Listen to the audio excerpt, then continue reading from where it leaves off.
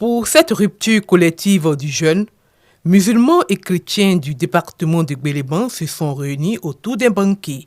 Un véritable moment de communion, de partage et d'amour voulu par le député Alassane Doubia, cadre du dit département.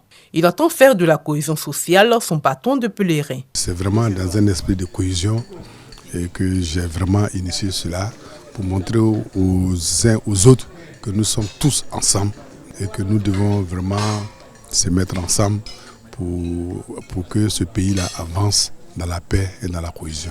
Une initiative saluée par les jeunes présents à cette cérémonie. C'est une très grande joie qui m'anime, étant un jeune chrétien, et je prends part aujourd'hui à une rupture organisée par la communauté musulmane pour pouvoir rompre le jeûne ensemble, vu que nous sommes dans un moment de pénitence entre chrétiens et musulmans. C'est une période qui est partagée entre ces deux religions. Cela prouve qu'il y a l'amour, il y a la paix, il y a le vivre ensemble que nous pérennisons chaque jour.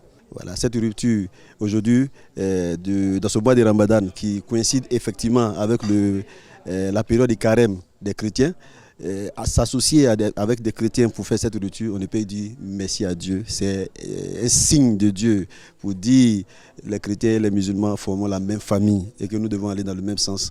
Ce vivre ensemble observé durant le mois de jeûne est un message bien perçu par les filles et fils de Gbeleban. Vous voyez, le mois de mars qui a commencé, les musulmans ont démarré le carême. Quelques jours après, c'était les chrétiens.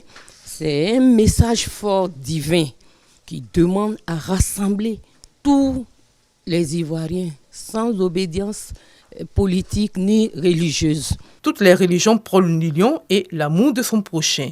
Il faut donc faire de cela une valeur intarissable pour quiconque cherche Dieu.